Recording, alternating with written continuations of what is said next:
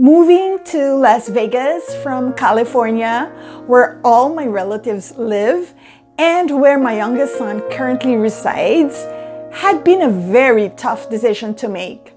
This video chronicles my amazing experiences as well as the unfortunate ones in both states. Hi, this is Irene of Aging Younger, and this is the start of a series chronicling the journey of a soon-to-be 62-year-old Filipina immigrant with no attempts to hide the hideous realities behind pretty misrepresentations. Life's challenges, after all, is a matter of perspective. So, let the journey begin. After I moved out of my sister's two-bedroom apartment in Northridge, I found myself a one-bedroom apartment in Santa Monica because I knew this was a city where my second son, about to migrate to the US, wanted to live. I lucked out after several weekends of apartment hunting and several nights of combing through Craigslist and apartments for rent in the internet. Yes, it was archaic and nondescript, but it was roomier than the newer units around the area. Best of all, it was walking distance to the Catholic Church, the famous Santa Monica Pier, shopping centers at the promenade, and the line of buzzing restaurants and bars across from the beach. If one looked hard enough, one could spot a well-known personality or two among the tanned, physically fit, and expensively dressed crowd. Most nostalgic memories, weekends walking to the pier for my 3-hour-long, slow distance jogging at Santa Monica Beach. During the off-season, my route would be opposite direction of Venice Beach, where it was nearly isolated.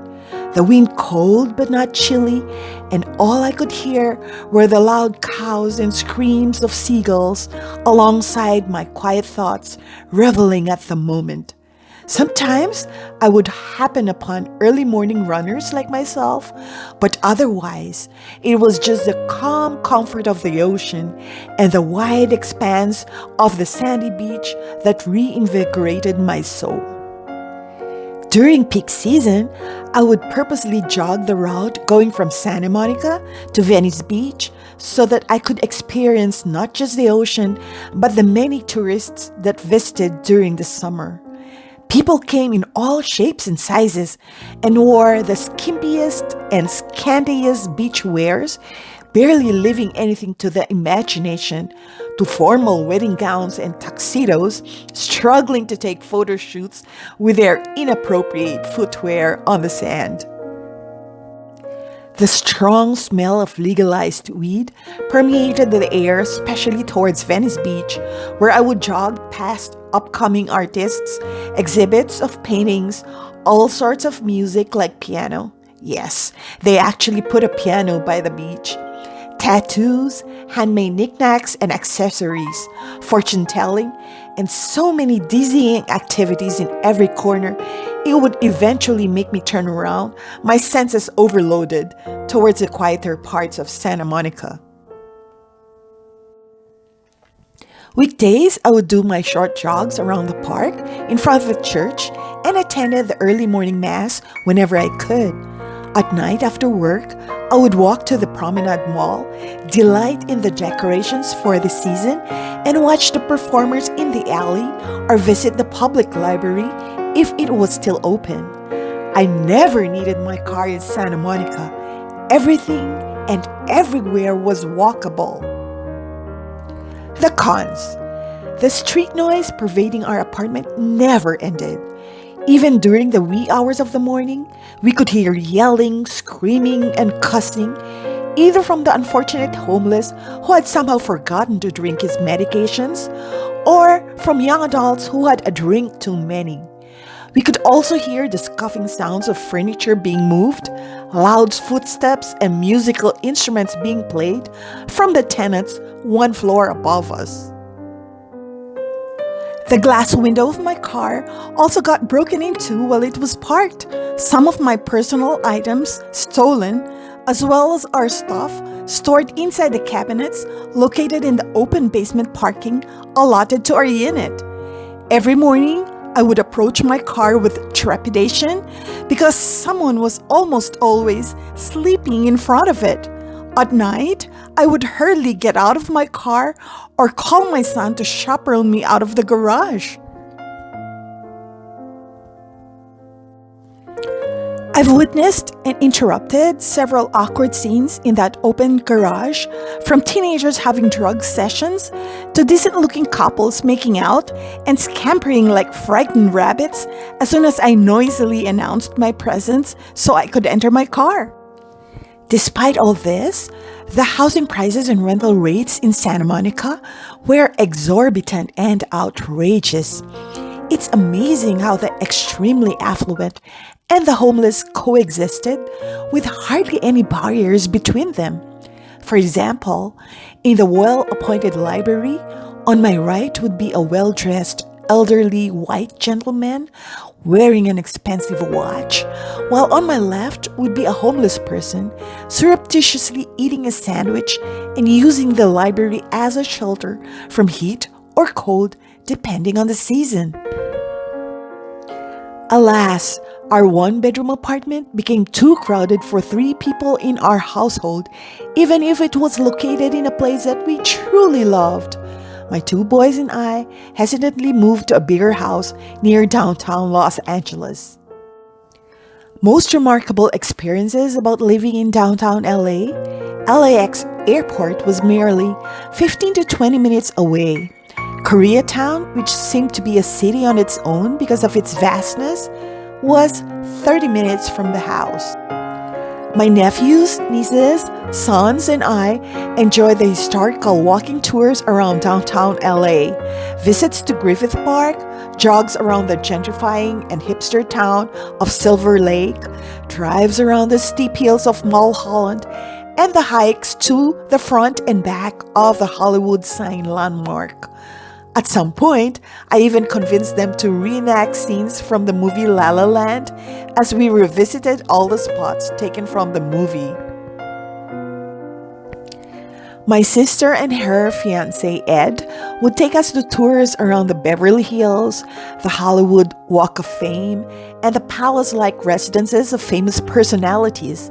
My sister-in-law, also my drinking buddy, and I enjoyed going to the Getty Museum and checking out the bars in downtown LA whenever she came for a visit, relishing the food, music, drinks, and general ambience. I would also bring my friends to visit LACMA Museum and eat Korean cuisine or eat crabs and shrimps at the famous boiling crab, which were all in the vicinity of the museum, the Philippine Department of Foreign Affairs, and my previous office as well.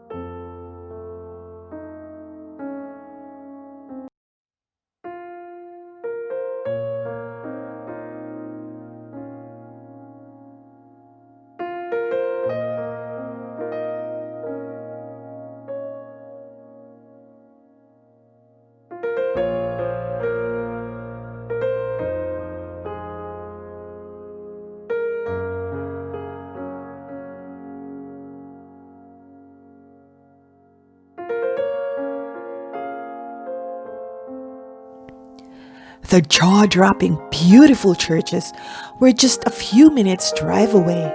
There were also small churches at almost every corner, like the sari sari stores in Manila. I didn't realize until I lived here that the Filipinos and the Latinos had so many things in common, like rosaries wound around their rear view mirrors, making the sign of the cross whenever they passed the church, and being very religious.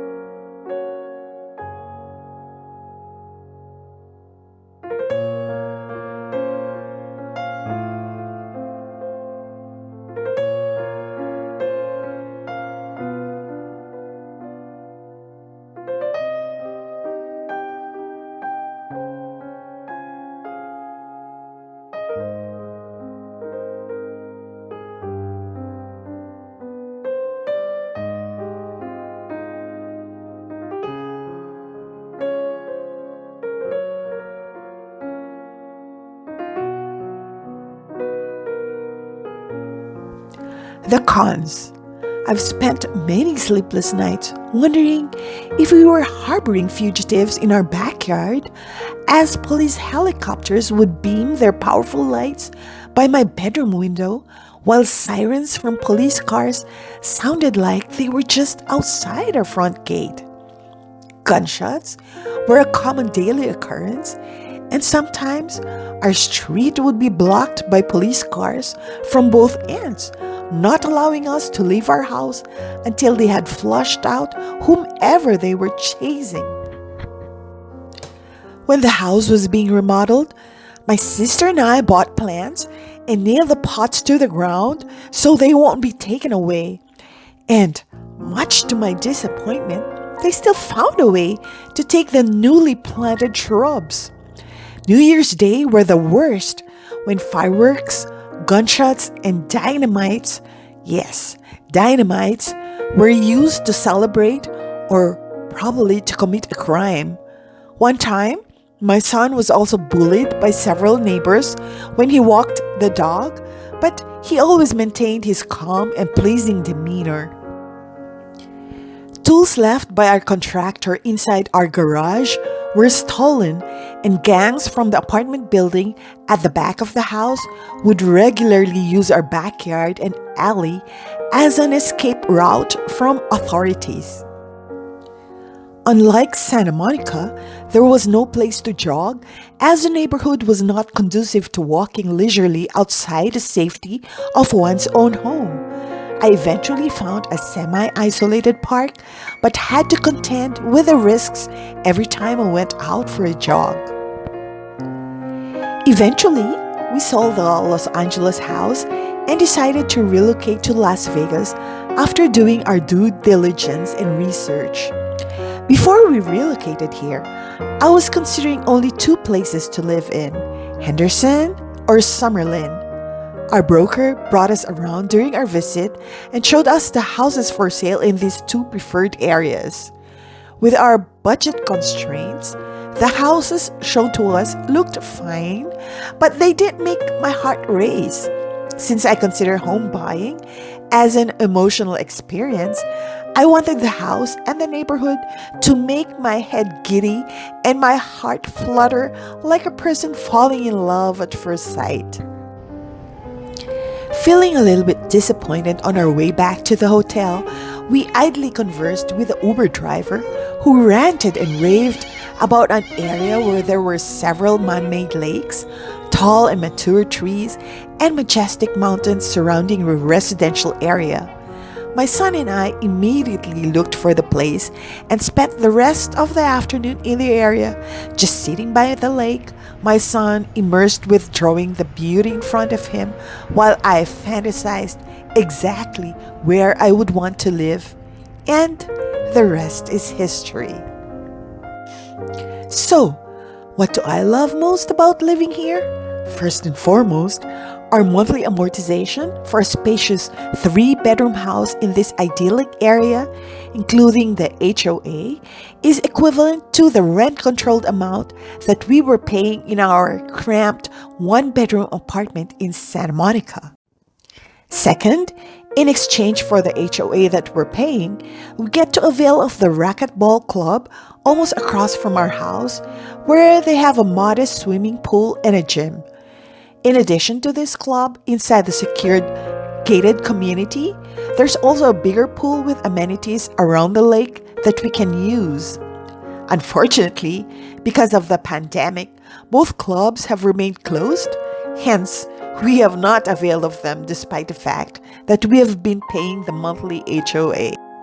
Third, I love waking up before sunrise to pray my rosary and do my meditations, looking at the majestic pine trees and palms outside my bedroom, a bird or two curiously peeking inside my bedroom while I watch the sun slowly rise, filling my soul with new hope for the new day.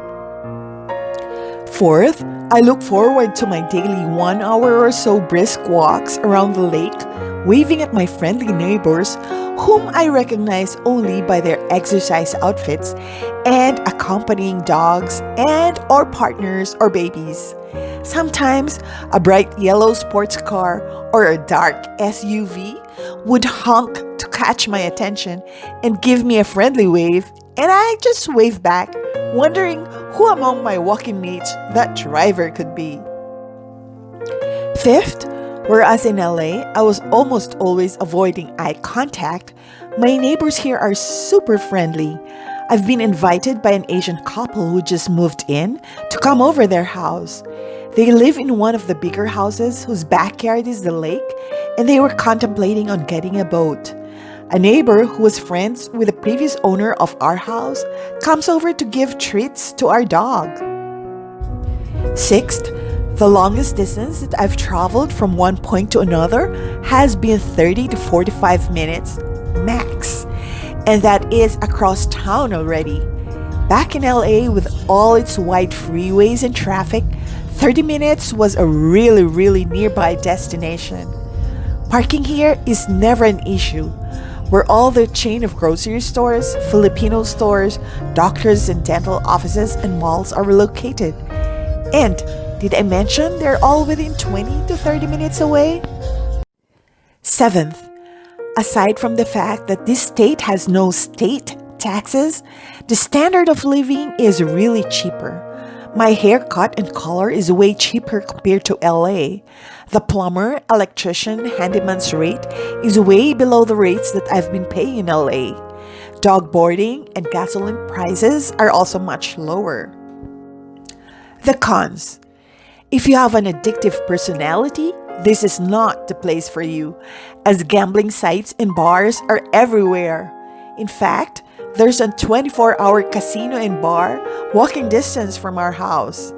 Las Vegas Strip is also just 20 minutes away, so your money and health won't last if you are into the fast and active nightlife. If you're looking for a job, expect your salary to be lower than what you're getting in LA. However, if you have your own business and can work from home, Las Vegas is an ideal location for you and your business. So far, I've undergone one summer here, and while it was hot and dry, it was tolerable. Next summer, it'll be better for us because we've installed solar panels. I've yet to experience the winter and cold season, but I will surely let you know later. Lastly, since all my relatives are in LA, I've been missing out on birthdays, anniversaries, special occasions like this coming Thanksgiving and probably New Year's, and just about any excuse the family would come up with just to get together for hiking trips, watching movies, or just hanging out in each other's houses.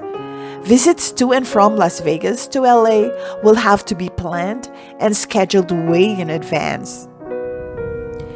In conclusion, if you're a senior citizen and expect your kids to leave home at some point, it's better to live in a safe community where you can sleep without worrying about harboring criminals in your backyard. Your retirement money can also go a long way with a lower standard of living in Las Vegas. Joining like-minded groups like volunteering for church, senior hiking groups, or groups that generally interest you can also widen your social network. Whether you love shopping or nature tripping, both are so accessible. So far, I love living in the city, but I'll tell you more about it as I experience it more through the years like I did in California.